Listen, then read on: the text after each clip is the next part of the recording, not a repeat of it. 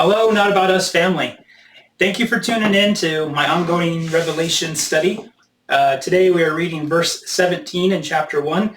As you know, I have a phobia of going more than one verse at a time, so we will just be doing the one verse. In this verse, John's going to describe what happens when he sees Jesus in his glorified state and how Jesus responds to that. But as always, I'm Brad. And I'm Scott, and this is Not About Us.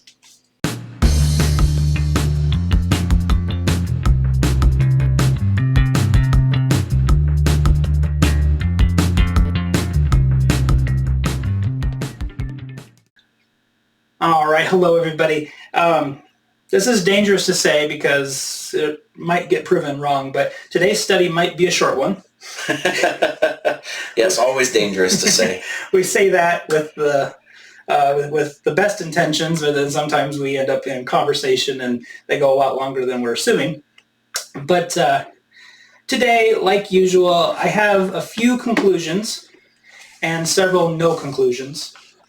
But I like sharing what I see, and I'm always open to conversation about it. So just throwing that out there again.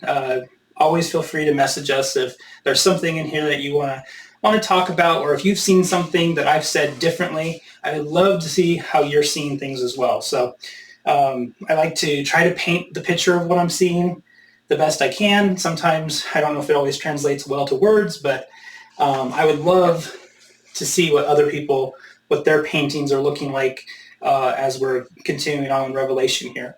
But as always, Scott, I got to do this correctly, and there's only one good way to do that. So would you please invite who this is all about in so we can do our best here? Absolutely. And I want to add something to this real quick. As this is not about us, several months ago, many of you may know, in one of our conversation pieces, we went to Minnesota, visited with Paul, the artist on my comic book Spirit Man, and he shared with us a little bit about Portable Vision, an artist's mission that they do down there. So he is sending out an email to pray. They have begun a new session every Wednesday. They get together, so I'm going to include that. Oh, please do. In the prayer today. But Yahweh God, I just thank you. I just thank you and I praise you for your love, your kindness, your mercy. You are God. We acknowledge you and we bow before you. But you are love, and we praise you and we thank you for that. You did not have to love us. You chose to love us. And we just thank you so much for the privilege and the honor and of just joining with your glory and your holiness and your wondrous being and just the unification that you have brought us with that love. We do pray for Portable Vision, for Paul and all of the mentors and all of the kids, all of the students that are a part of this. We pray for clarity. We pray for compassion, but mostly, Yahweh God, we pray for you. Yes. Glorify yourself in Portable Vision. Glorify yourself in this study today. Glorify yourself in our lives, God. And I thank you and I praise you. Yeshua HaMashiach, Yahweh God, Ruach HaKodesh, thank you and amen. Yes, amen. On a quick note on that, I'm not going to go into the details here. You can find it elsewhere, but all conversation podcasts have been, at this point, removed from YouTube, and we won't be posting any more conversation podcasts on there. However, I am keeping our trip up to meet Paul and everybody there and just look at all the artwork, because that one, there surely is nothing in there that YouTube community guidelines would be upset about, at least not yet. But also, that one, that conversation was a very special one to me as well. I was very appreciative and very thankful that I got to go up there and experience that place and meet the people and see the artwork that the students were doing. So yes, that one will stay on there. Highly recommend if you've not watched that one that you watch that one. Well worth it. But anyway, yes. Blessings to them. Okay. So the verse today, all right, chapter 1, verse 17, and in the King James it states, "And when I saw him, I fell at his feet as dead. And he laid his right hand upon me, saying unto me, Fear not, I am the first and the last." So, first off, this might be an interesting one to choose, but this and verses like it have always been kind of some of my personal favorites. Okay. Anytime that a human character in the Bible is recanting their testimony, they're telling us what's going on. Recounting? Recounting their testimony, telling us what they experienced, and it's some godly, amazing, glorious thing, and then they react like a human would. To me, it's so easy to identify with that, because just in my own life, there have been times where just thinking about God, thinking about the concept of God, that blows my mind. I call them God thoughts, where I get too big and I have to reel myself back in a little bit because it starts to just go so beyond what I can understand. Even that blows my mind. But imagine actually experiencing the visual and the audio of his voice. Yeah. This is, like I said, this is the painting I'm always trying to paint. But in that moment, you are experiencing something so beyond your comprehension, and you're seeing glory and power, and you're seeing righteousness. You're seeing, the complete opposite of everything that we have here: sin, curse, the fall. You're seeing everything the way it's supposed to be, and just how overwhelming is that for a mere human? Mm-hmm. And so passages like this, they're some of my favorite, just because I can relate. I can now put myself right there where John is, and I can go, I get it. What would I do? Right. It's like the song "I Can Only Imagine." Uh-huh. What will I do? Will I be able to sing? Will I be able to speak at all? Will I? It's hard to imagine right now, but when you are presented with it, you're going to respond like a human would. Yeah. So sorry, that was a long way to just say I like this. No, I get it. You're identifying with it. This isn't a play. This isn't a movie where you see the hero rise up and be. No, it's like, no, he's in awe. He's awestruck. He's falling apart. Right. At this. I totally get it. Well, I was just having this conversation with my wife earlier. When we go to a movie, like a superhero movie, we see this amazing stuff happen. We see people flying. We see them, buildings crashing down, and they're saving people from being crushed, and they're fighting aliens or whatever it might be. But we're seeing all this amazing stuff, and then we go back to reality and to what we actually experience in reality. But what happened if one day we woke up and superheroes were a real thing, and there was people flying around and doing crazy stuff? I mean, to go from this reality to that reality just like that would be, mm-hmm. We'd probably think we were going crazy. Yeah. It would just be something, wow. But I got a few passages here from Scripture just of situations like this. We're going to get into Revelation and John here, but there's so many examples like this where people see something godly, they talk to God, they talk to Jesus, and this happens.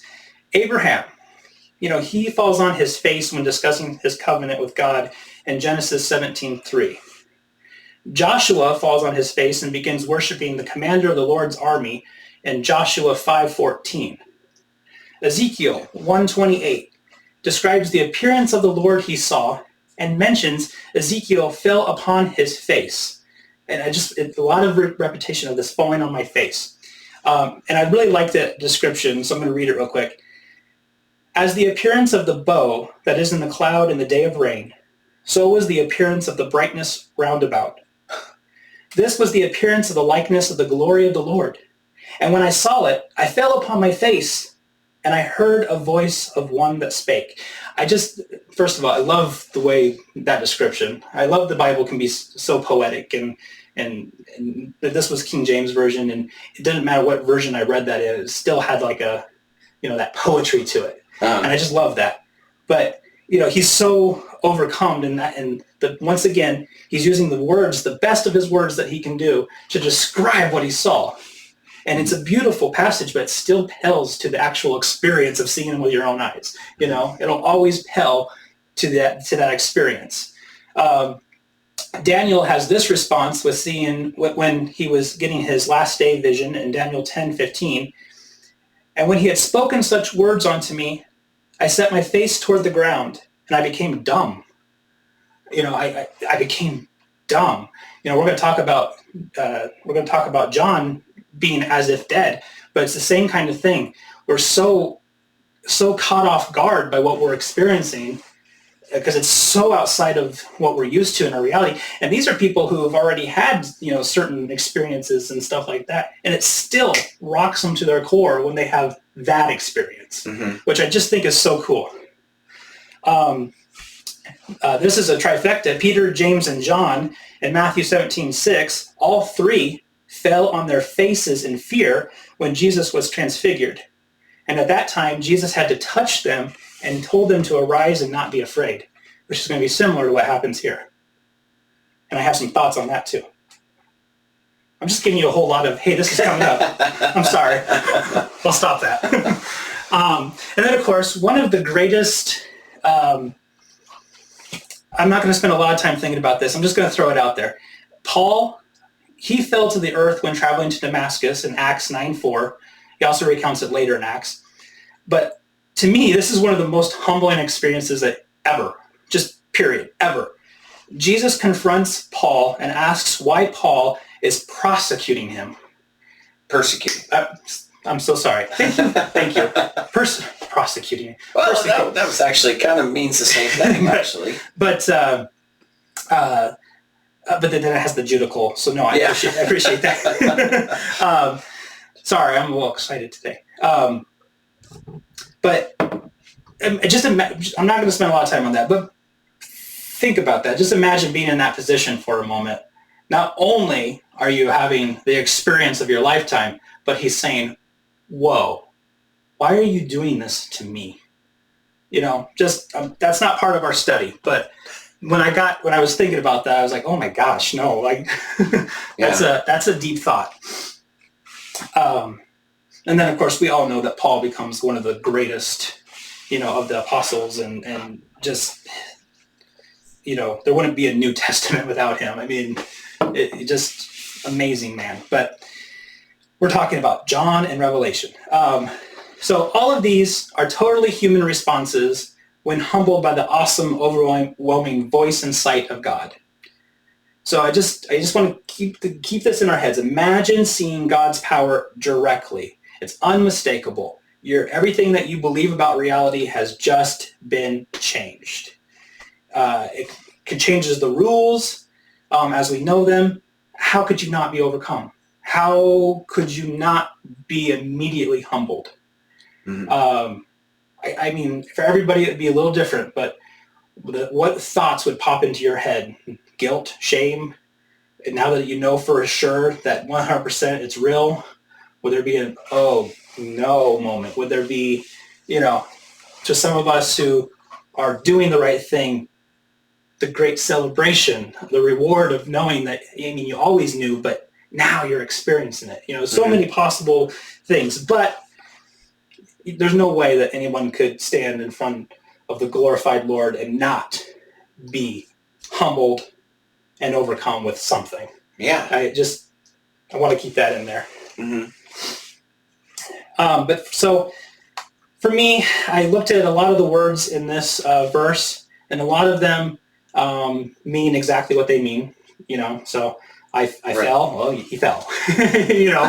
But I did still find a few things here or there that I think are interesting. I'm going to share them. I'm going to just make sure people know I don't have really any strong conclusions. I just have the feelings. I have my own experiences, and nothing I'm going to probably say today is exactly what's happening here.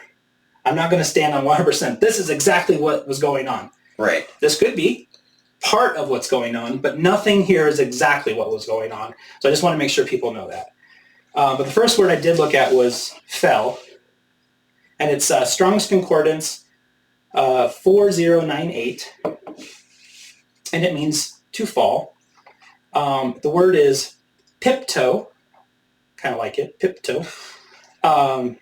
Once again, I could be mispronouncing the Greek words, so I have to ask for apologies for that too. The usage on this one is I fall under, I fall prostrate. Okay. Or I fall prostrate from an upright position. Huh. So when you fall, I mean, everybody knows this. There's multiple directions that you can fall, right? You can fall forward, you can fall backwards, you can fall to the side, you can crumple straight down to the ground. There's lots of ways that you can fall, but I think the direction here is important. And it's probably one of the most important things that could happen. He fell at the feet of Jesus. So, it doesn't really matter necessarily if he fell forward, backwards, left, right. It doesn't matter, because what's important is he fell at the feet of Jesus. If he fell into a prostrate position, then, he's falling into that humble, position of worship. He's complete submissiveness to Jesus. Right. I think that's generally the way we picture it. Right. Like he's dropping on his face, but you're right. I never really thought about it before. I fell at his feet as dead. What if he just went, oh, and just wham, just hit the ground? Right. I never consciously thought about that before. I just kind of assumed he went, oh God, it's God. Oh, and I meant that. I didn't mean like he's swearing. I meant he's like, oh, it's God. Down. Yeah. Yeah. And I think that's just the picture that we immediately get, and it makes sense. And as many of my examples said, most of them fall on their face. So that to me, that means most of them fell down into that, prostrate worshiping position. It doesn't necessarily specify right there, but I think what we're supposed to see here, and in a little bit we're going to see something else. What we're supposed to see, what's important, because it's mentioned, he fell at the feet of Jesus. Yeah. And I'm not going to go too much into the feet of Jesus in this podcast, because I've already done that, 2 podcasts ago, in my series of what did the glorified Jesus look like and whatnot. But it's important, I feel, and I wanted to mention it. Now, I also found this interesting about the word pipto. It has been known to refer to someone falling in battle. One of its usages is specifically referring to a person that fell in battle.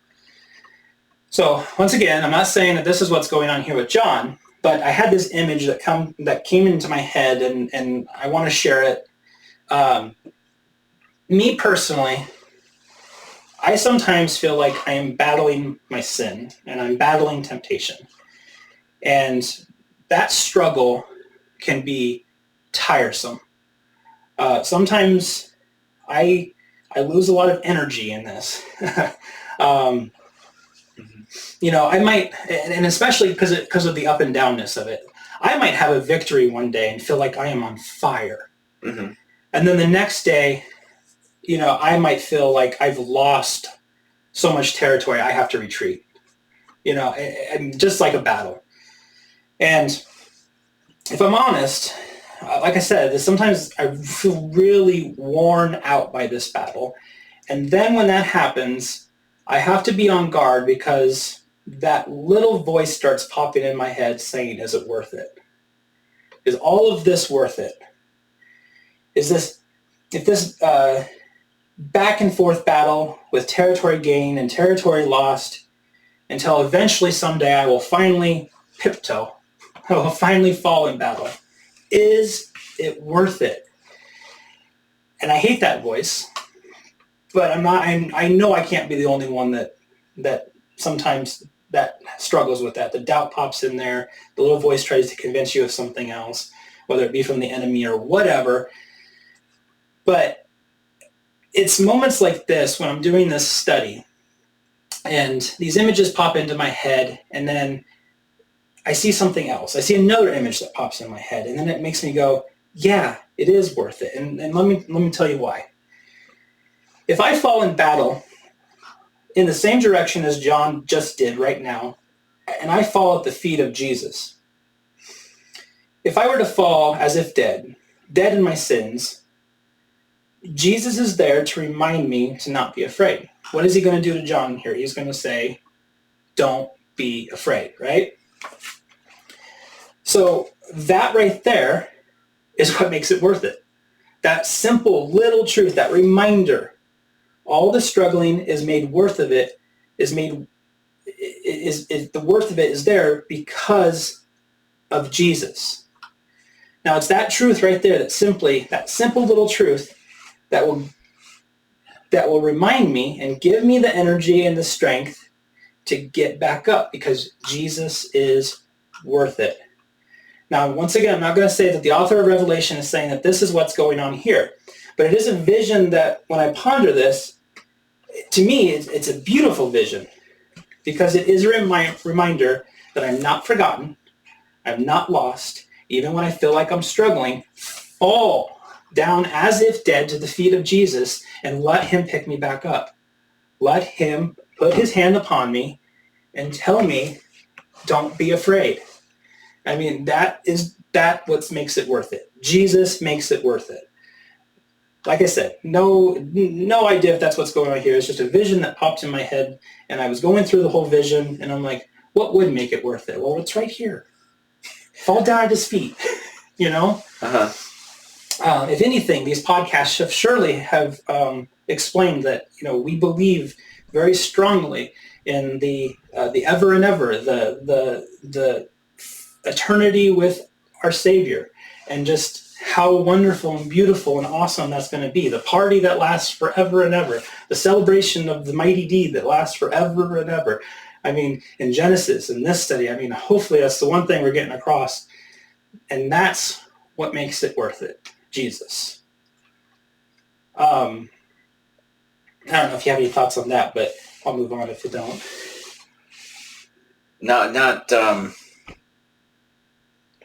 Well, it did get me thinking that I wonder,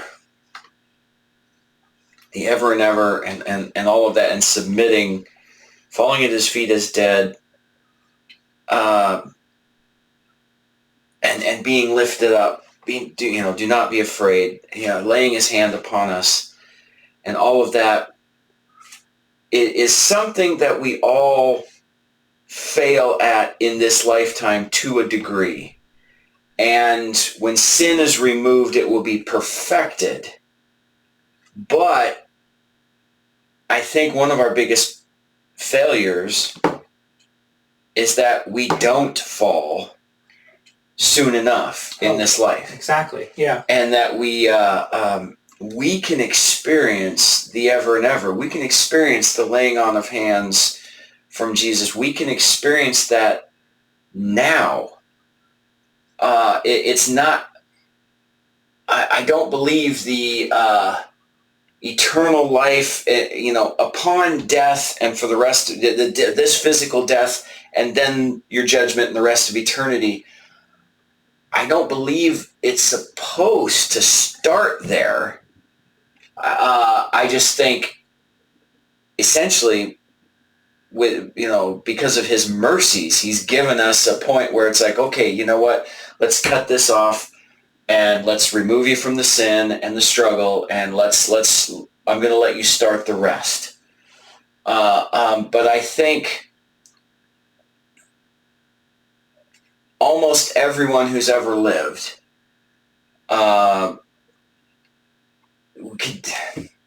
how do I put this? Well, we could obviously definitely do more and grow closer on this life. Right. And I'm believe me, I'm preaching at myself right now. I'm been spending a lot of time lately trying to kick this very thing into my heart, and you're speaking to me with this message right now, is fall on your face before God. Fall at his feet. And there's so much selfishness. There's so much whatever you want. It's a little different for everyone, what the exact motivations are. But there's a lot of that just gets in the way and keeps us from experiencing all of it right now. Right. And, sometimes there's a success and we get a little bit closer, but we're still not there. But I do believe we could continue and grow and get basically to that point with at least of seeing him fully and experiencing him fully in this life. And I'm really coming down hard on myself right now, at least internally. I don't mean this to sound like all you horrible people, that I'm seeing. I'm really going after me right now. But I see so many, and this is going to be a weird way to put it. I'm failing to fail. Failing to fall. I think that would be a better way to put it. But it's how my brain is doing it. It's like, let your ego, let your selfishness, let all of that fail. Let it go away. And I'm failing to do that. And now you've been convicting me with this right now, and just the ever and ever. It's like, it's not just a point in time and then forever on. It's ever and ever. It's past and future. It should be right now. Well, I got to convict myself a little bit too, because why do I have so many struggles? It's because I'm not falling down at the feet of Jesus like I should. Yeah. When I talk about these great victories, those are the times that I did. Mm-hmm. Those are the times and then the next day comes, and we've talked about it before, but the next day comes and something else pressing happens. The world screams at me from a different direction, and I go off in that tangent, and then I forget to fall at the feet again. Yeah. And now I have a struggle. Whereas with me, it's usually laziness. It's usually, I hit that success. I had a period about a week or two ago where it's like I was so on fire and so in the glory, and it was like my dreams are usually confusing and mixed up, and there's something maybe cool going on and exciting. Maybe it's telling me a story. My subconscious is working something. I had like 2 nights in a row where everything was just wonderful and happy and perfect. And I knew that if it wasn't God speaking to me, it was at least my subconscious releasing, you did it. This is wonderful. I mean, I was at a great place, and I just sort of went, okay, no point in moving on, kick my feet up and just let it go, and no, I don't need to keep fighting. I don't need to, and I let it slip away, and it would just been kicking myself, going, knock that pattern off. Yeah. But I gotta stay at his feet until he lifts me up, until he puts his hand on me. And first I have to fall. But I'm sorry, go on. I've kind of rambled too much. No, it was good conversation, and I'm glad to convict, because it is good, but it also convicts me in those moments too, because the reason that I'm sharing that, and the reason I'm trying to be so open about my personal life is I'm not making this about me. What I'm trying to do is I'm trying to be open and honest about all of this because I want to show people that that's okay. That you don't have to do it publicly like we are, but but it is okay to do that, to be honest and say that yes, you are not, you are having struggles and doubts are popping in your head, and that's okay. But where do you got to go when that happens? Mm-hmm. And like I said, there have been times where I was victorious in that. I did everything correctly. I went to him. I said, God, this doubt is popping in my head. Help me out. And there is the help I need. And other times I stew on it for 4 or 5 days. Mm-hmm. It's just how I am. But every time that I am a little bit successful, I feel, and every time that I do struggle, I feel like all of it is necessary. I do personally believe that we have to have some struggle here. We have to experience some negative consequences from our actions. We have to get sometimes, and for some people, like me, sometimes you might have to hit the most rock bottom before it finally clicks. But when everything is perfected and there is no sin temptation anymore, I do feel like it's that the thankfulness, the appreciation is going to be so much more because we're going to understand what it was like. Mm-hmm. Yes, very much. I believe that we will not. There's passages where basically it states that those things will no longer be remembered. But I don't. I think I think personally, we still will remember the experience because there's going to be that gratitude that, oh, you took us out of that. Mm-hmm. And that's one of the things we're going to be celebrating forever and ever is just, we never have to go back to that. We always get this now. But you wouldn't be as appreciative if you didn't have bad things. Right. That's a belief that I have, whether it's true or not, we'll find out one day, but to me, it makes sense. Mm-hmm. I've had, knowing what we were brought up out of mm-hmm. makes you appreciate where you are so much more. I had a dog one time that was from the pound, and that was the most loving, appreciative dog I've ever had.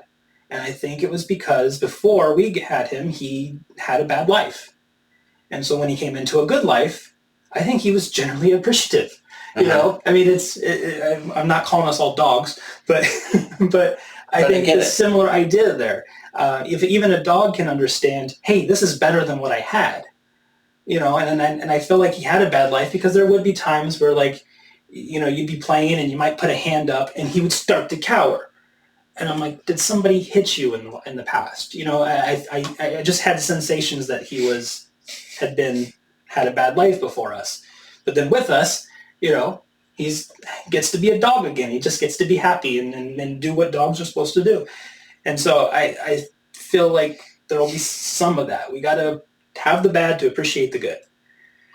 But to get back on track, so the next word that I was pondering was the word dead.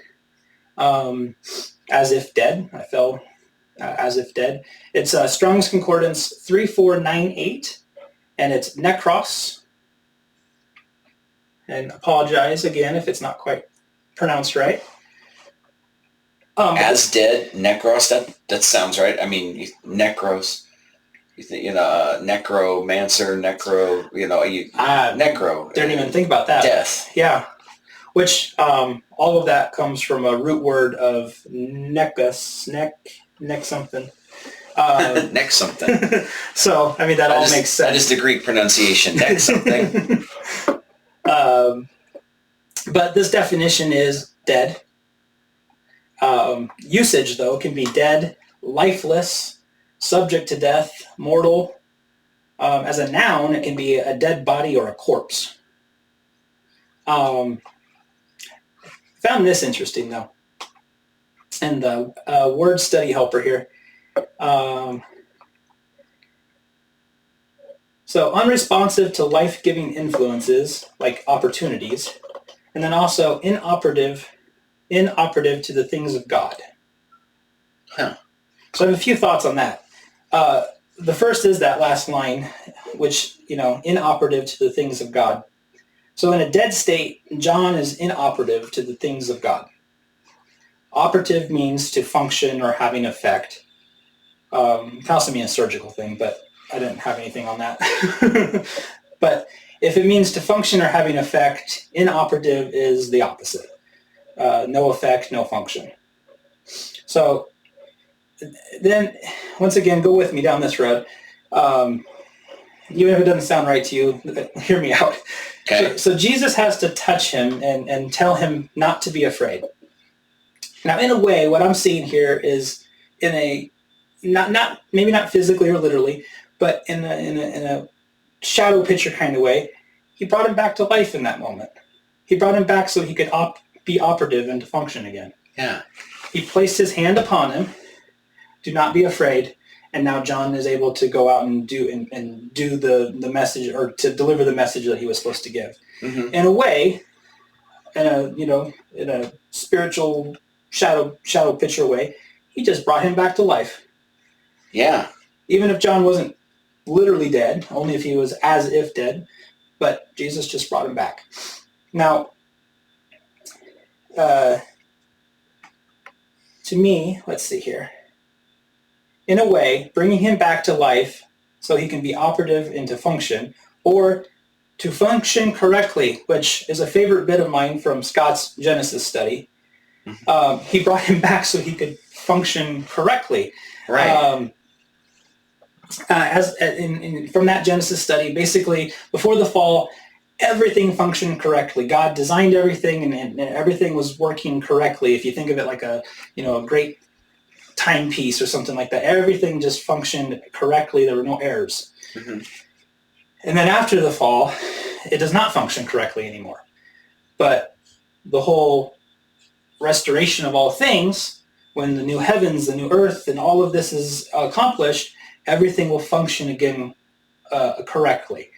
And so, to me, right here, what this is telling me is that being dead is not what God intended for us to function correctly. Being alive is what we're supposed to do to function correctly. It's a simple little message, but it's truth. It's written in the Bible. But he does not intend for us to function incorrectly. He intends us to function correctly, and that means to be alive. So, I don't know. I just thought that was, like I said, thank you for following me down the rabbit hole. That's so basic, but it's something we don't actively consider, really. Yeah. God, ultimately, for everything to function correctly, we have to be alive and not dead. I accept that. Now, the next thought I had about this is, if you think about this, in one split second, John became as if a corpse, lifeless. He crumbles to the feet of Jesus, as if there were no life in him. All of his strength just abruptly drained from him, his legs buckled, and he's down.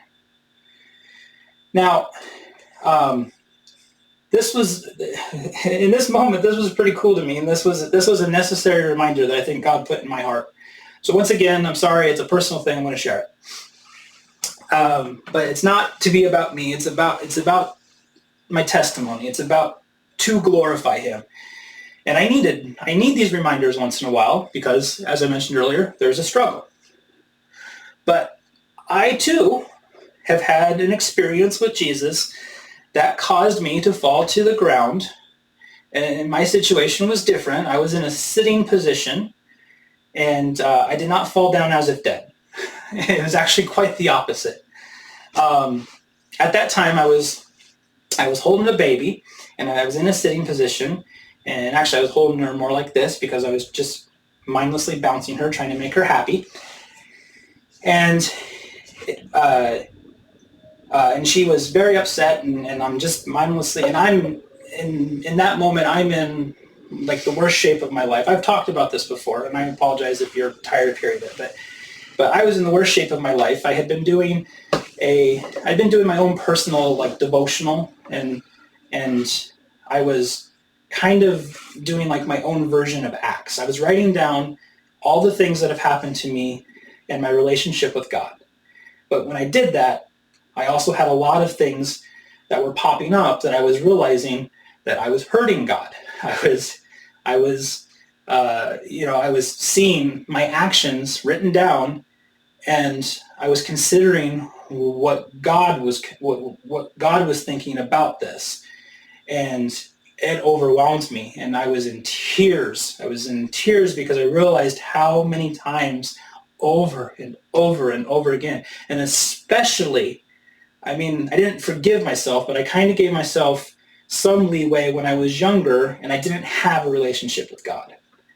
What really got me was after I had a relationship with God and I continued to do some things. Mm-hmm. And it just overwhelmed me, and I'm in tears, and the baby's upset, and I am just, I'm just crying and upset, and I'm realizing that the baby is getting happy. That baby is suddenly laughing and just having a great time. And I look at her, and she's looking at something off over my shoulder. And as I start to turn, I'm already seeing light, a very bright light. Now, I didn't see a shape or a form of a person or anything like that in the light. When I turned, the light was there for 1/100th of a second. But it immediately changed me. I went from being in the lowest shape I could be in to being in the most happy, joyful moment of my life. I've never experienced anything like it up to that point. I had never experienced anything like it afterwards. I've had some joy in my life, but never like this. But when I saw it, I lost control of myself. I was now on the ground, and I wasn't as if dead. I was basically, the best I could do was kind of like rock back and forth. But I was rocking back and forth like I was drunk. I had a baby on my chest. We're both just laughing and ecstatic. And I'm kind of rocking. And I was there for quite some time before the strength returned to me to actually just to sit up. And so I get this. I understand this. How it can be just overpowering. Yeah, and how you can lose all of your, he was as if dead. And and the reason, this is explaining, Revelation is explaining the ultimate joy forever and ever. But there's an important message there. There's a job that needs to be done here, and it's serious. And we're seeing the Lord in his glorified state. He came to me at that moment knowing that I needed the joy. I needed to experience the joy so I didn't get lost in the despair. Uh-huh. Here, this is very important. So I understand why John is as if dead. The glorified Jesus. I saw for 1/100th of a second a light. I can't even say there was a figure standing in it or anything like that. It was a light. Uh-huh. He saw Jesus in his glorified state. The Jesus that's going to come back for us. Boom. My little minuscule experience compared to his is nothing. I understand why he would have fused out, why he would be down, why all that strength would be gone. I know I've mentioned it several times right now, but the glorified Jesus speaking invisible is it right there in front of you. And not on top of that, also, this John, more than anybody, loved Jesus. Everybody loves Jesus, and everybody can have a strong love. But the scripture states it. John was the one that loved him, and Jesus loved, and so that relationship. It's hinted at that. Oh, we know for a fact that he laid his head on his chest and could hear the heartbeat of God. I can't stress it enough that this chapter 1, a lot of people go to the meat of the Revelation. They want the visions, they want the letters, but this is the most human part of the chapter. This is a man that loved his Lord And now he's experiencing him again, but now he's experiencing not just the man he knew, he's experiencing the God. Mm-hmm. I mean, I don't know how to explain this, but I get it. I totally get it. I can understand why he's down there as if dead, as if a corpse, and why he would never rise until Jesus gave him permission. Because how could you? You lay eyes on that for ever how, he was probably hundredths of a second as well. And then how would you face that being a mere human? Jesus is the one that has to get him to rise. And I understand why.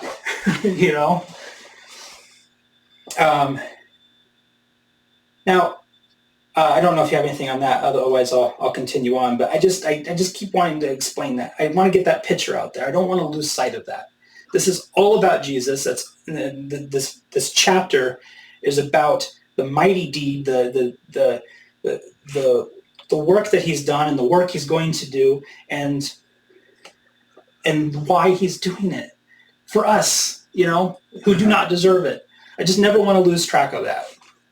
No, I don't have anything. I want you to go on with this. So this is another thing that I noticed that, once again, I'm sorry. If you came here wanting cold hard facts and and this is exactly what's going on and all that, you came to the wrong place, and I do apologize. There are plenty of people out there who have made even just this book their life study, and I'm sure they have very great insight. This is just my attempt to share the one I love with you. But before I look at any more words, I wanted to investigate something here. Jesus lays his hand upon John, but it specifies that he lays his right hand upon John. Now, in my previous example, it stated that Jesus touched the disciples, and it doesn't specify right, left. He could have touched them with his chin, for all we know. It doesn't specify. Right. But right here, it specifies he laid his right hand upon him. I went into hands and right hand quite a bit in my last podcast. But something that I want to remember is just before this, what was in his right hand? It was the seven stars. Mm-hmm. Were in his right hand. That same hand is now upon John, telling him, do not be afraid. I don't have the greatest conclusions. I just feel like this is important. I want to share this. I don't want to miss this. But I want to ponder it. So I'm going to do a quick recap of what I talked about last time as far as the hands. I'm going to do this really quick because I don't want you guys to be like, we just talked about this. But to the Hebrews, the right hand was generally the dominant hand or the stronger hand. Metaphorically, the right hand represented strength and power. The hands are what was used to complete your work or your plans. The term instrument or tool was used many times in reference to hands in my studies that I did. So your hands are literally the tool you use to complete your work. Since the right hand was generally the stronger hand, the right hand is considered the stronger tool. Now the word for the right hand was Strong's Concordance 3225, and it was yamin, and it meant right hand. So if you want to look that up, that was in the Hebrew. I went a little different because I just felt like there was so much importance on hands, specifically the right hands in Scripture, that I went back to the Old Testament too. And then I also took a page out of your book, and I attempted since I had a Hebrew word, I attempted a Hebrew word picture. I've attempted a couple of them. Go to that podcast if you want to hear all three of them. But I thought right in this moment what I just talked about, and it hit me. His hand at work controls chaos and brings everlasting life. He brought him back to life. in a spiritual shadow picture, he brought him back to life. He brought him the everlasting life. I put it in a Hebrew word picture last time, did not get here until this point in this study, and I went, wow, there it is. But anyway. Yeah, I like that. The study before you came up with that word picture, not knowing where you were going with it, not knowing the connection. That wasn't my favorite word picture in that study. It was actually the third one, and that's what I talked about. I just made that one. I just made up 3 of them because it felt, it was like I was having fun. Right. But then I come back to this one, and here I am talking about, maybe not physically or literally, but he brings John back to life, and there it is. I wrote it last time without even, meaning to. Well, obviously I meant to. I put it in there. Right. But I know what you mean. But then, so my conclusion about hands and right hands from that podcast was that the right hand represents power and control. So if something was in his hands, to me it meant that also it was his possession. So if something is in your hand, it's your possession. Mm-hmm. You can give your possession away, like you can hold somebody's hand, but while you have that hand, it's your possession. You can give it back. So he is in possession of whatever's in his hand. So he possesses, he controls, and he protects with his strength what is in his hand. So here he's got his hand upon John. That is his possession. He controls John, and he protects him. Now, that, of course, because we have the right to choose, is only at John's permission or right. acceptance. Mm-hmm. If John didn't take his hand back, then Jesus wouldn't, but he would still, have overall possession, because God is the creator. He has overall possession of everything. Right. But he wouldn't have possession of his hand, his heart, his, mind. That just kind of blew my mind when I was looking back at that Hebrew word picture and what I had wrote there. Now, if John is as if dead, the hand of Jesus is bringing him back to everlasting life. Like I said, no real definite conclusions to what any of this could possibly mean. There's probably so much more and so many things that I'm going to miss. If anyone else has ever thought about that, I would love it if they would share it with me. But what does it mean? The hand that just had the 7 stars now upon John to bring him back from being dead. I'm throwing it out there. What does it mean? Wow. Well, a couple things that just, with that just come to my mind right now. For one thing, John is among one of those 7 stars. Mm-hmm. And so it's like and again, you're talking about he holds the stars in his right hand, the one he accomplishes his purposes with. His job, his work. So it's like he's saying, you're a part of my work. Mm-hmm. Just like those stars, those stars, you are a part of my work. Yeah. But also in a sense, it's like unity and the joint and the brotherhood. We are the body. It's like the 7 stars. They're all for you too. This is just me spitballing at this moment in time. But it's like we were made for each other as well. We're all the body of Jesus, and we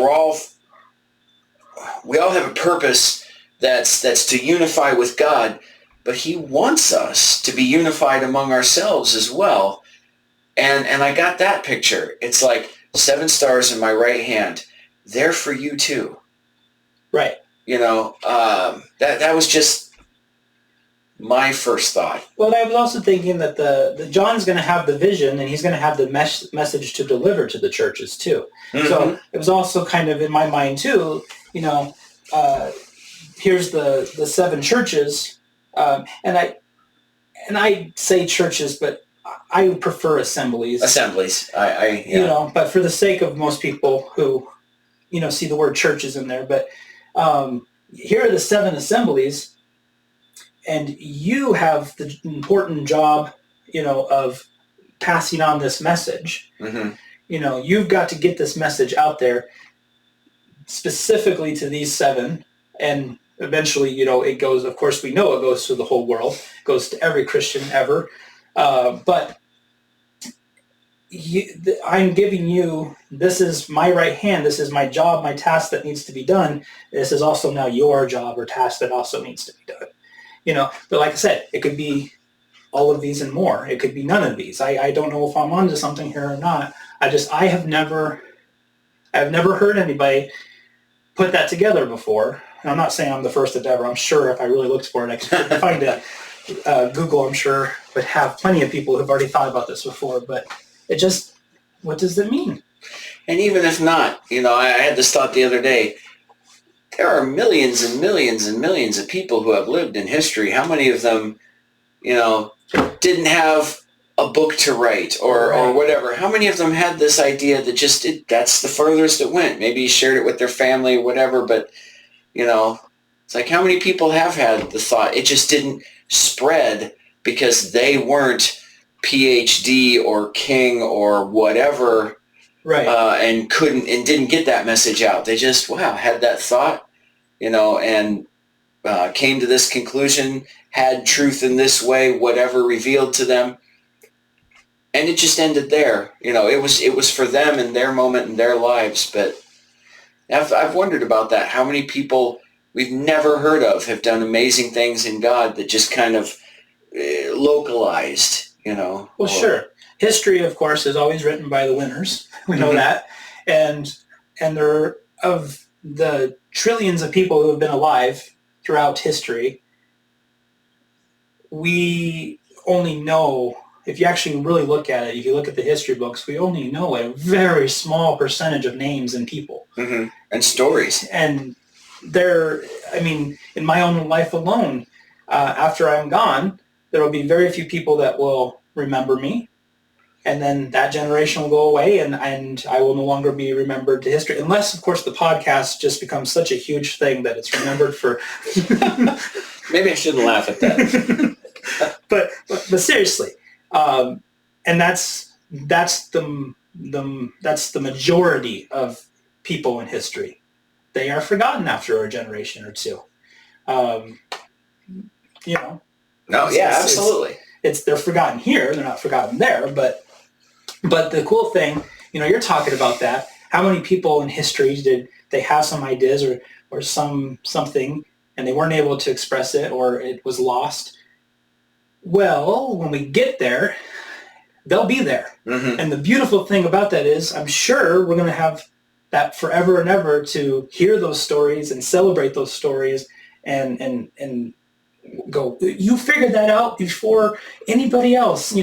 That's amazing. You were onto something far, 200 years before anyone else would ever figure it. Like, just how amazing will that be? But I'm getting off track again. Okay. So I just wanted to make sure that got put out there. Like I said, it was important to me to mention it, but I don't necessarily have any more than what we've already discussed.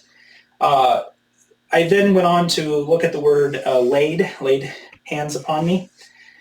Let's see here. There was one thing in this that stood out.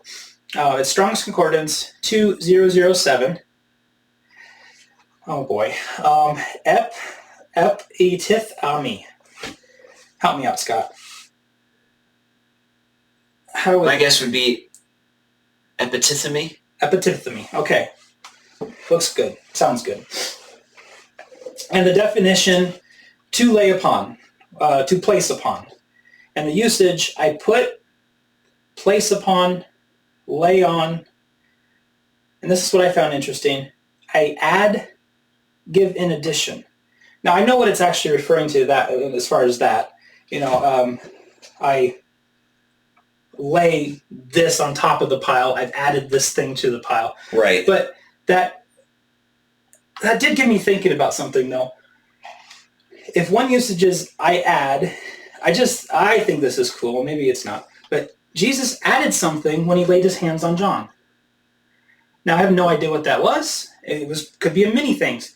It could be, life. The fact that, like I was mentioning, brought him back to life. Could be wisdom. Could be power. Could be strength. Could be a job to do. Could be, it could be a number of things. I just thought it was kind of cool. Could he have added the burden of those 7 stars onto his heart? Yeah, it could go. Yeah. It could go so many ways. Now with Jesus, I know that it's going to be something positive, even if it is a burden or something like that. It's still going to be some sort of positive thing. But I have no idea. I just thought that was really cool, that when Jesus lays his hands upon us, we get something. When I say burden, I meant like love and desire for, not like, oh, here's the weight. Oh my goodness, what.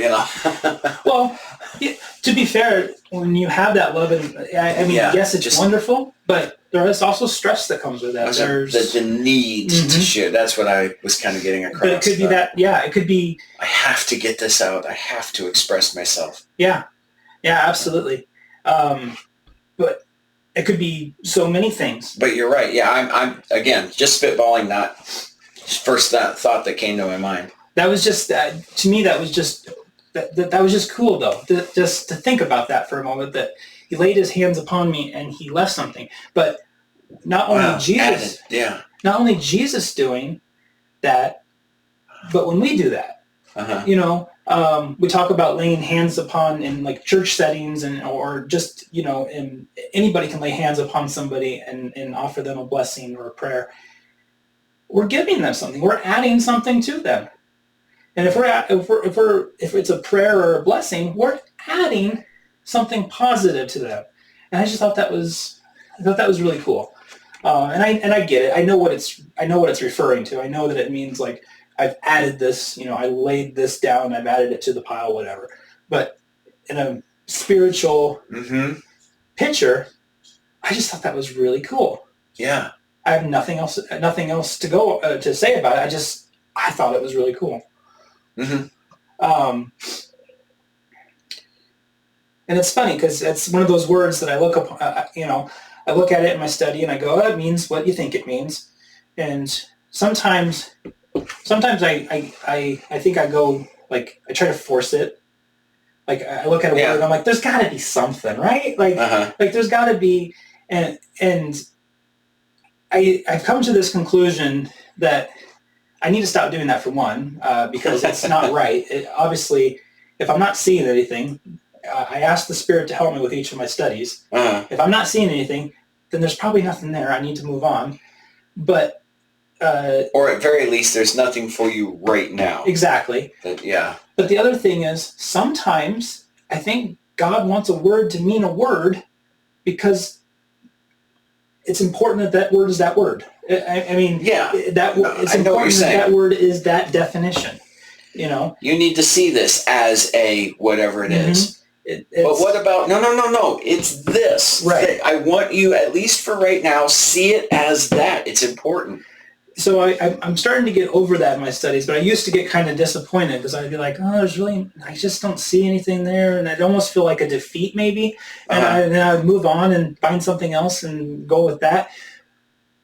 I'm starting to get out of that, of seeing it as a defeat because right. Because I recognize what you mean, because I'm trying not to read into things, right. But at the same time, I'm going, this is an adventure. It's a map. It's a puzzle. What am I missing? Right. I know it's here. Where are you? Where's the X? Exactly. No, I totally get that feeling. So I might sometimes just include the words just so you know what Strong's Concordance number they are. You can look them up yourself. But I'm also starting to have that belief that if the word means the word, if the definition means the exact same thing in the English, then maybe it's because God wants it that way. The next word that I looked at was fear. And I should specify that a lot of these words, hands, feet, him, a lot of these words I've already done in other studies, Mm-hmm. and I didn't see, and I still look at everything. I skim everything at the very least, just to double check if anything makes sense now for this passage, and nothing really did other than these new words that I'm adding. So this, we're actually getting fairly close to being done with today's study, because I am the first, I am the last, all that kind of stuff I have already looked into, and it makes the same amount of sense here that it did there. Right. So I think this is actually my last word. But for the word fear, I did see something that I liked. This one's Strong's Concordance 5399. And this is Fabio. No, it can't be Fabio. Phobio. Phobio. So like phobia. Oh, yeah. I'm looking at the phonetic. Yeah, if I would just look at the translate. Okay. Yep. So phobio. The definition. So fear, and one of the definition is to put to flight, to terrify, frighten. Fear. Put to flight. I like that. And I find that really interesting because fight or flight. When you're afraid, your adrenaline can pump. We call it fight or flight. Mm-hmm. We might flight. We might get the heck out of there. So I just found that interesting. To put to flight, to terrify, frighten. Usage. Oh, go ahead. Well, okay. What's the verse again? I'm trying to remember where fear is exactly placed. I'll read it correctly. Yeah. So he's laid his right hand upon him. I want to read it correctly. Do not be afraid. Do not be afraid. And saying unto me. It's interesting. It just caught me as interesting. He falls at his feet as dead. He's not moving. And one of the translations could be, do not take flight. Yeah, you're going where I'm going. Okay. So it's like it's almost like you're fleeing from me. Yeah. In a sense, by doing this, don't do that. Yeah, I like that. Stay here. You're exactly where I'm going. Oh. No. Okay. No, I'm happy about that. Okay, good. Because I like. I just saw that. It struck me as weird that he's not moving. He's on the ground, and it's like Jesus says, "Do not take flight." Right. So, and then word study helper, it continues, to fear, withdraw, or flee from, avoid. And so exactly what I like here is this withdraw from, or to put to flight. So in this verse, when Jesus says, don't be afraid, he could also be saying, don't withdraw from me. Yeah. Don't flee from me. Exactly what you're saying. And so that's just one of those simple truths that we all know. Sometimes it has to be banged into our head until we finally get it. But when we're with God, when we're at the feet of Jesus, there's nothing to fear. Don't withdraw from him. If you withdraw from him, then yes, there might be something to fear. Mm-hmm. Do not withdraw from him. Nothing to fear. This is a simple truth that we all know, but sometimes it has to really be, beat in there. I'm so glad that you saw the same thing there. That was so interesting to me too. So we have he's as if dead. He's laying there. He's basically a corpse. He's not really going to get up and physically flee, is he? So to me, this is one of those kind of spiritual things that's happening too. Don't go away from me spiritually. I stay here with me. Nothing to fear. I don't know. Like I said, I'm so out of. I might be kind of out of my level of in this study right now with this verse. This is one of my favorite verses, and I feel like completely overwhelmed by it too, because there's so much more here that I'm seeing than I've ever seen before, and this is one of those things too. It's that conviction too, like it's right here for me to see. Stop fleeing from him. Fall down at his feet. He'll tell you, don't flee from me. Don't be afraid. easier said than done, maybe, but that's it. Yeah. No, I really like that picture. Wow. And the right hand that he places upon you, that dominant, strong hand, that hand that will protect you. And if you allow him, you can be his possession. And I love that too.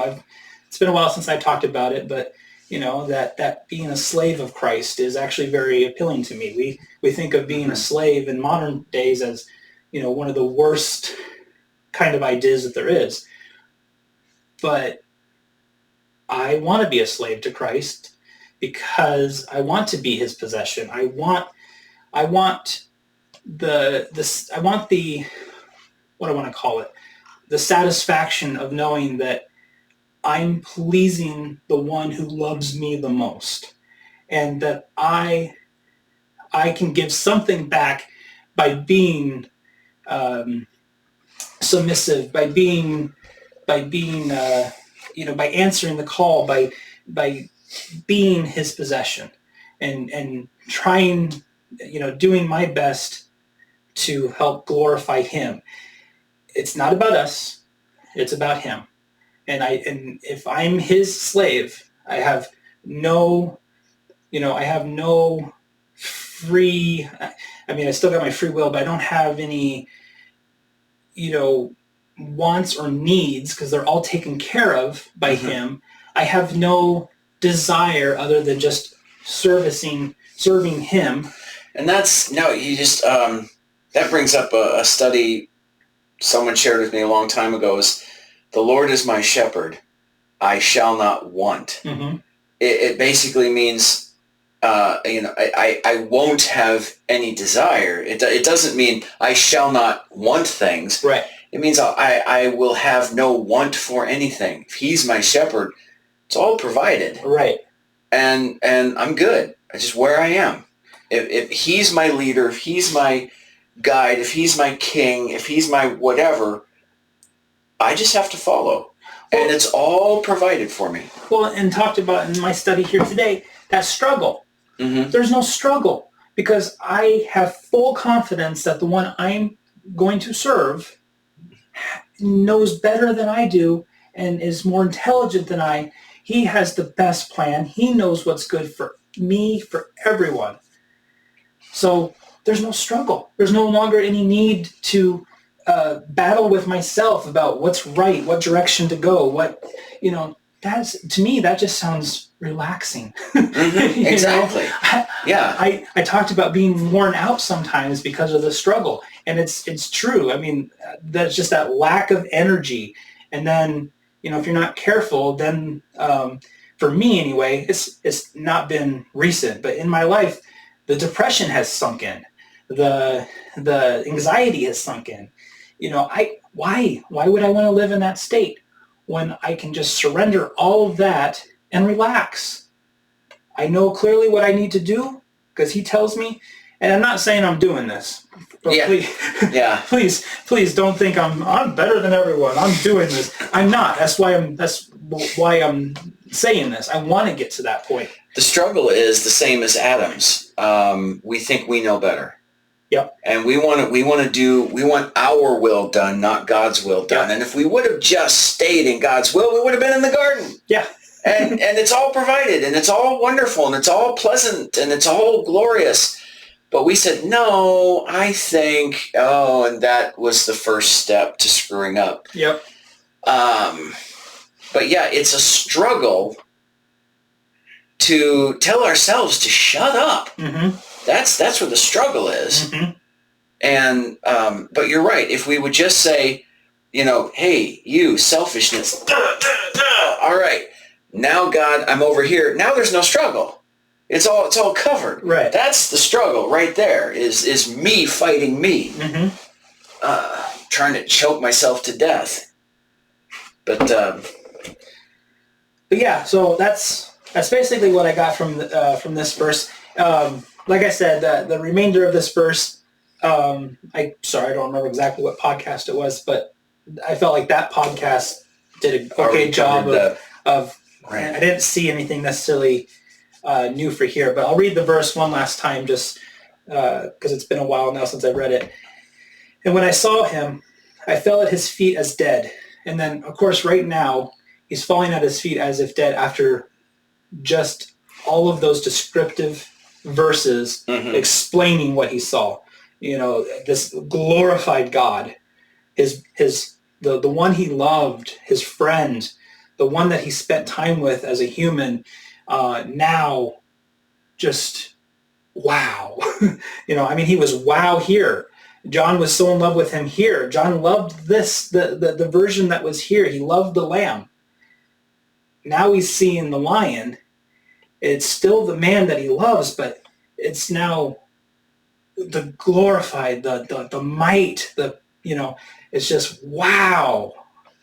And when he saw that, when he saw Jesus, the one he loved, now mighty and glorified and just glowing and the flames and the hands and the feet and the white robe and the gold sash and all of it standing in the golden candlesticks, the 7 stars, the voice, as many waters.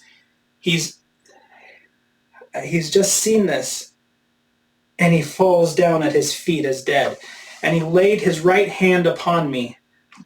That man, that God, lays his right hand upon him. That voice of many waters. Fear not. Mm-hmm. I am the first and the last.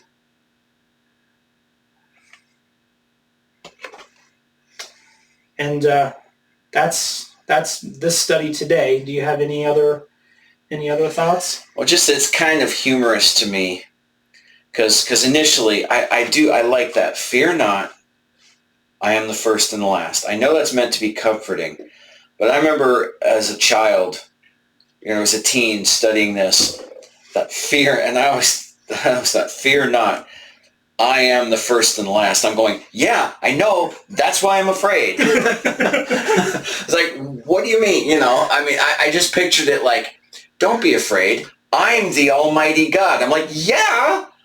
What? So, I remember thinking that, going, why is that supposed to make me calm?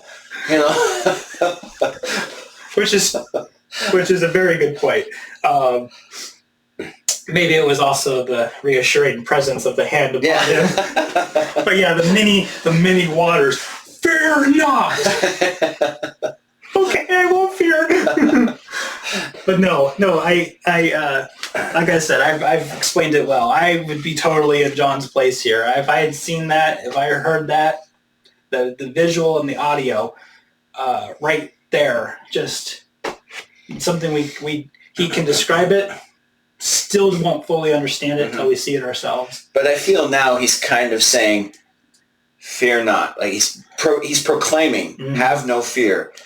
And that in and of itself, God proclaiming it. It's not just, come on, it's okay. It's okay. It's not just God going, it's saying, fear be gone. Right. In a sense. And so now John has no fear. Now he can say, now it's like period, new sentence. It's not a reason to not fear, because that's how I always took it. Don't be afraid. I'm the first and the last. Right. But now I see it as, have no fear. Period. I am the first and the last. And now he's moving on. And now, John, it's almost like we just saw the glorified body of God. You're the first and the last. You're the glorious. I'm afraid. Have no fear. Now let's come back to where we were. I am God. But now it's like John can experience that with the fear gone. Well, and this is still, yes, he's different. Mm-hmm. This is still the one he loves. Yes. And so it would be like if this is probably a bad example, but if I got horribly disfigured and I go to my wife and at first she's, no, go away. Oh, what are you? She's scared, but then I speak. Mm-hmm. She knows my voice. Uh-huh. No, it's me, Right. So at first it's, oh, wow, but he recognizes who it is. It's still the one that he loves. and the one that has loved him. And so I see that too. That just and what I mean by that is kind of like it's God coming in his glory. And there was almost as a teen, or when I first started studying this, an image of God like the light going down and him coming down. It's no, don't fear, it's just me, me. Now what I kind of get now is, no, he's still the glorious mighty God. He just removed the fear, but it's like he's saying, don't be afraid, but you need to experience me in this way. And so it's like, no, he didn't reduce himself. He didn't come down. It's okay, it's just me. It's like, fear not, let the fear be gone. Now stand up. This is me. Right. You need to understand this me, as well as the me who you rested your head on his chest and all that. And I didn't see that, growing up. Well, yeah, I think sometimes you have to reread stuff so many times before, and I highly recommend people study, because so much more fruit comes out when you actually study stuff too. Listening to your studies in Genesis, I almost every podcast, I'm like, I'm looking at that differently now. It's just I know, because I am. It's just so I highly recommend that. But another thing too is, and I blame Reunion on Patmos, the Frontier Alliance. Video that they did, the music video and the show about Revelations. I blame them for this. I blame them, but I love them for this. They put this image in my head, and it still breaks my heart every single time I think about it. He hasn't seen, he's still a human experiencing time, and he hasn't seen. We don't know exactly how long, but we can guess, like 40 years or more. He hasn't seen the one that he loved, the one that, to be with him on earth for a very short period of his life, and then to not have him for a very long period of time. And he had him. He was there, but he wasn't there where they were talking, they were speaking, they were loving each other like they were back in the days in Galilee. And now, after all this time, he's seen them again. And I blame them for putting this image in my head, because it breaks my heart every single time. Just that thought of, it's you, my friend from Galilee.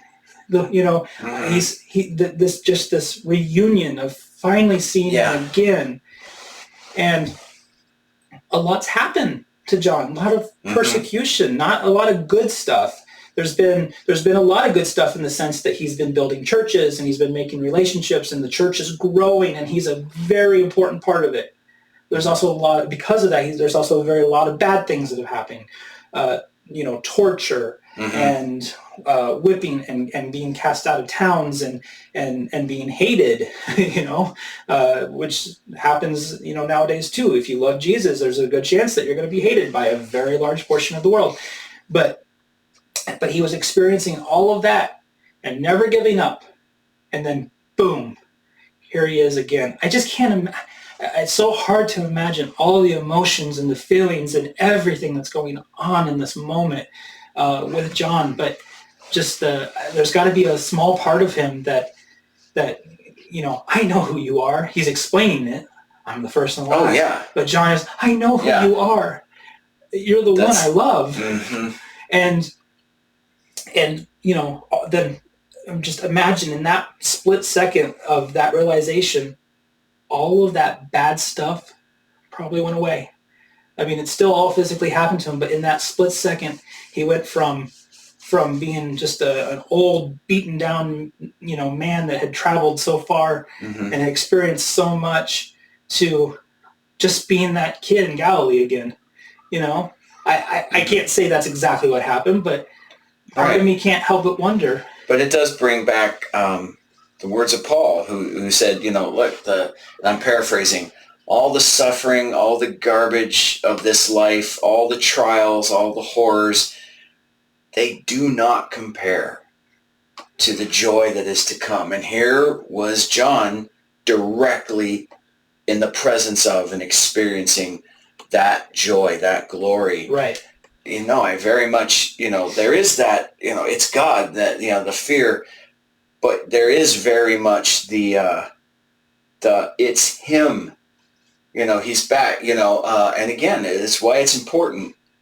Do not be afraid. Fear not. With the fear removed, all that's left is the, you're back. Yeah. That I don't believe that was, that wasn't a part of it from the very first moment he hit his face. It's just the overwhelming. So much. It was, yeah. Well, and also you get the sense that, once again, I can't say this is exactly right, but you get the sense that he was going to do his normal thing.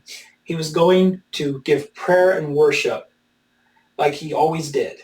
And they think they even know the spot that he did it. They think they know the cave, and they even think they know where he put his hand. Whether that's all true or not, I don't know, but he had a routine. Mm-hmm.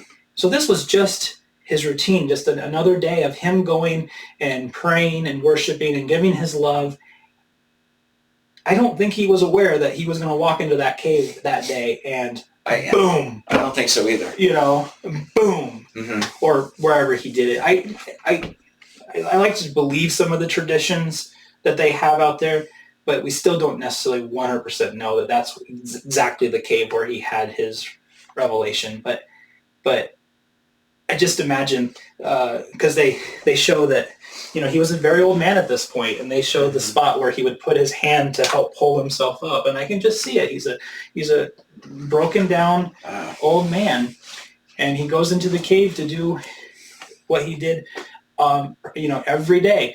And this day, it says this is the Lord's day, so it could have even been a special day, and so it was going for even more special reasons, but I don't really think he knew that he was going to walk in there and boom, there's my friend, the one I love. Yeah. This is kind of a tangent, and I'm sorry. Maybe we should just wrap this up. But I've been thinking lately about. I believe we're going to be able to experience. When we move on, the story is going to be told, and when the story is told, I believe we're going to basically be able to experience it. We're going to be able to watch Jesus on the cross. We're going to be able to go back and see the creation of the universe. It's going to be laid out and explained. It's going to be revealed. We're going to see these amazing stories. The story is going to be told to us. We're going to, and imagine, and so I've been picturing, like, Jesus praying in the garden before his crucifixion, and this invisible throng of people around him from all through time watching this happen, right? Things like that. And imagine like this story, because I was just thinking, this is one of those moments where will I get to go back and watch John walk into that cave, watch the vision come to pass, watch him connect with Jesus in this way, and experience that. And that, all of these thoughts just made me think, live your life so that other people will want to relive it. Oh, that's good. Live your life in a way that you want people to experience it, and you won't be ashamed. Yeah. Imagine. There'll be moments in your life that make people go, oh, I want to see what he saw. I want to experience that moment. But anyway, that's all. That's a little tangent there. Well, my threat at the beginning that might turn into a short one today. I think we've proven once again we don't know what we're talking about. Yeah, we can't keep it short. But I hope there was something in there anywhere. Testimony, a thought that I had, just this idea of John, Jesus, just keeping that picture in our heads. I just hope that there's been something in here that touches people in a way that they stop listening to my podcast and they just go off and they start seeking that relationship. Yeah. And if you already have that relationship and you're listening to this and it just helped cement something, I don't know. Yeah. And again, just to reiterate to everyone, this is not about us. No. We are, so happy if we end up finding out in heaven someone watched one of these, was challenged, took off on their own, never watched us again, never came back, but their relationship with Jesus was so deepened and so strengthened. That's what this is all about. It's not about us. Who cares about us and what we think? We hope you're connecting with Jesus more deeply every day. Yes. Yes, amen to that. But as always, this has been Brad. And this has been Scott. And this really has been Not About Us.